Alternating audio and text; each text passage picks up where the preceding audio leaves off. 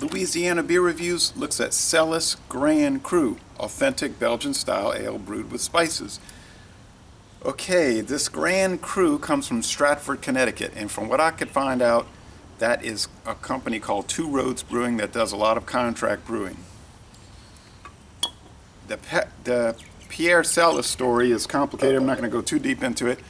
Here is a summary. The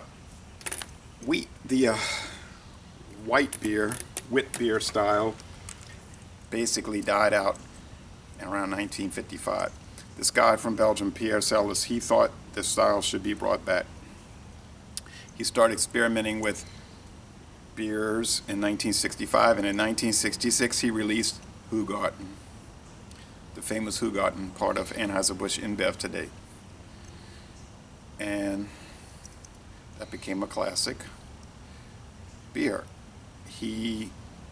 There was some fallout between him and the company after the buyout, and he left and started his own company in America, Celis Brewing, and that failed. And then he got involved with Michigan Brewing Company, excuse me.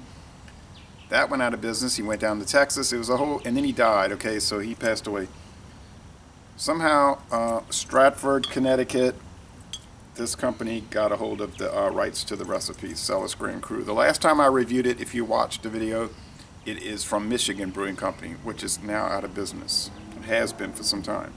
It says bottled on October 21st, 2015 at 10:20. So it's got the born on date, guys. I had the Celis White, the irregular one. So here's the Grand Cru, 9% alcohol, so very strong. There's also a raspberry, which I've not seen. I bought this at the Red, White, and Brew in Hammond, Louisiana, and it was $2.79 minus 10%, because if you buy 6 bottles or more, you get 10% plus the tax. So not a bad deal. So it talks about the whole little story I just told here on the side of the bottle. Now I'm seeing here at 8 a.m., I'm seeing lots of powdery sediment. It's cloudy here. The sunlight is not too bright, but I see lots of powdery stuff here. Now the Michigan version of the Celis Grand Cru, that was really wonderful. So let's see how this one goes. I don't have a Hoegaarden glass.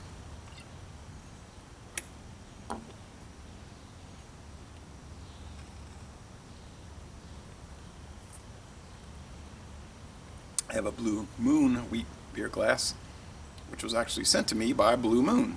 Thank you, Blue Moon. They sent me, 4 glasses. I kept 2. I gave my daughter 2. They sent us t-shirts. Okay, pry, bottle cap prior and some other stuff, can't remember. Golden and extremely sediment filled and bubbly. Fairly fierce bubble streams, and that is about the most sediment oriented item. Little crackling. Okay, white head, yep, white and gold.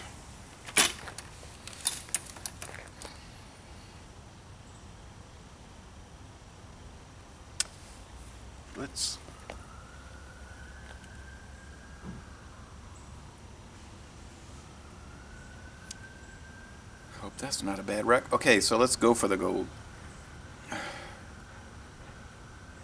According to the website, there is a Celis Grand Cru website for this brand, the 3 beers. They're saying they add coriander and some, I think they said orange peel. Could be lemon, but I think it's orange peel, some kind of citrus,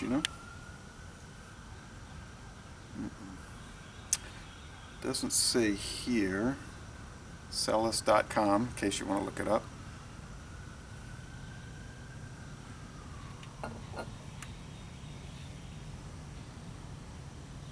I smell a little bit of coriander, maybe a little citrus. Mostly it's just that white wheat bread. It may be a little more pungent than your 5% wheat beers or 4.5%. I mean, 9%, that's pretty strong. So it smells good though. It's not, and I'm not a wheat beer fan really. I never drink them. I drink them when I review them, but I don't ever buy them to drink. But they're okay.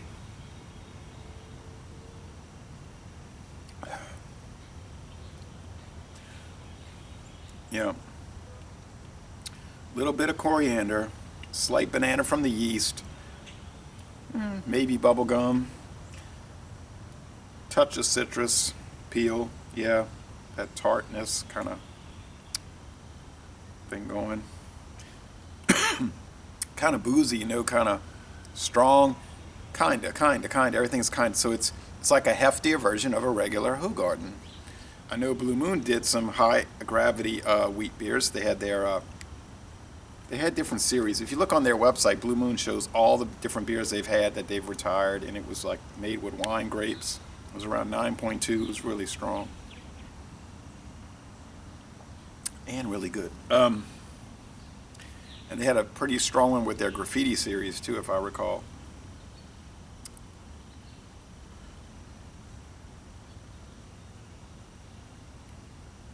So those things I described, plus an abundance of white wheat bread,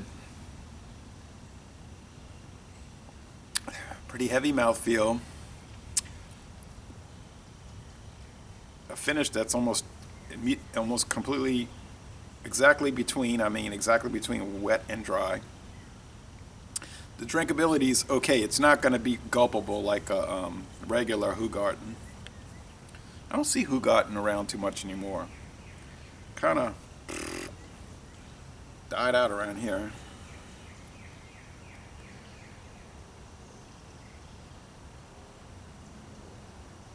Now that with the sun coming out brighter, it looks like white powdery sediment instead of the brown. I wonder. There's caked. Yeah, there's caked sediment. All right. Now the beer's not super fresh, but I think at 9%, it's not going to matter a whole lot. You're not looking at a hoppy product anyway. These wheat beers usually have IBU around 12 at the most. Okay, let's see if it clouds up. I have a feeling it will. And I was right. Now look at that grayish descending glob of yeast, that lava lamp. Look at that lava lamp effect.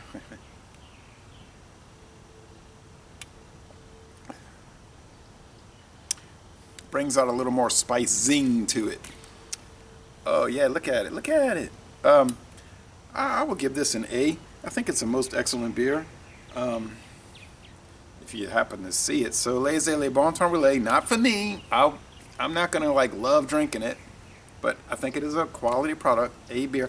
And I'm gonna end this review by saying y'all come on down to sunny, extremely humid, well, it's partly sunny, extremely humid, and very warm New Orleans. Yep, University of New Orleans, founded in 1958.